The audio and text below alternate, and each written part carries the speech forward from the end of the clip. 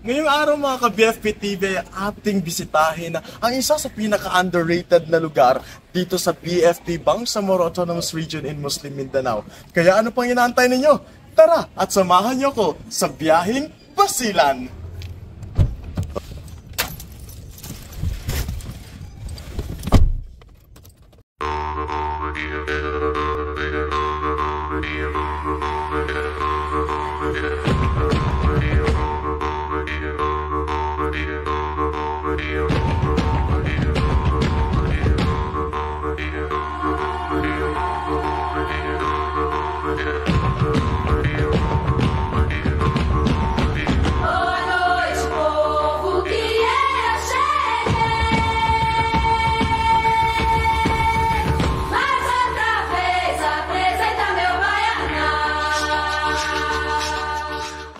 Napakarami ng napatunayan ang BFP BARM pagdating sa talento, nakakamanghang sining at mga nakakalulang mga tourist destination. Ngayong araw, tampok namin ang tahanan at pinagmulan ng aming butihing Regional Director ng BFP BARM. Mula sa Regional Headquarters Office, 10 oras ang itatagal ng aming biyahe papuntang Zamboanga City. At mula dito, sasakay ng barge upang baybayin ang mahigit sa 2 oras na isla ng Basilan. Nakakapagod ang biyahe pero siguradong sulit naman ito. Naimbitahan ng local government unit ng Lamitan City ang Firestorm Band upang ipamalas ang galing ng mga kabumberohan pagdating sa kantahan. Pero bago yan, alamin muna natin kung ano ang maipamalas ng lugar na ito. Ayon sa aking pananaliksik, nasa mahigit 100,000 katao na ang naninirahan dito at karamihan ay mga tribong Yakan. Kilala sa kanilang talento pagdating sa paghabi ng makukulay at magagandang mga kasuotan. Pero dahil naabot na rin ito ng mga karatig bayan, marami na ring mga tausug at iba pang mga tribo ang naninirahan dito. At dahil ang islang ito ay mayaman sa yamang dagat, alam nyo ba na hindi kilo ang pagbibenta ng mga isda dito, kung hindi tumpok-tumpok. Kaya naman, ang mga tindero-tindera upang makabenta, paramihan na lang ng tumpok ng isda. Ang isdang lapo-lapo ay inaalok sa halagang 100 piso lamang. Kung sa mainland, umaabot ito ng nasa 250 hanggang 300 ang kilo. Hindi lang yan mga ka-BFP TV.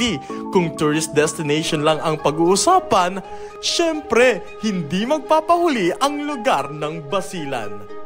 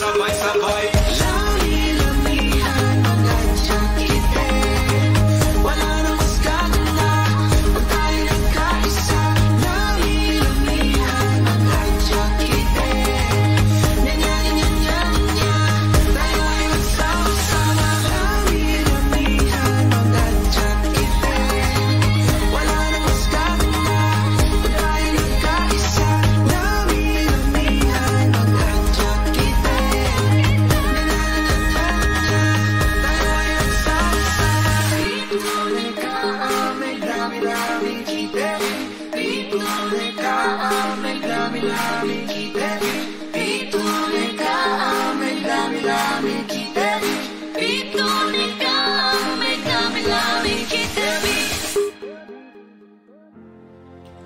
Matapos nga ng aming paglilibot at pagkamangha sa mga natuklasan namin dito, kami naman ay naghatid ng kasiyahan sa kanilang selebrasyon na tinatawag nilang Lami-Lamihan Festival.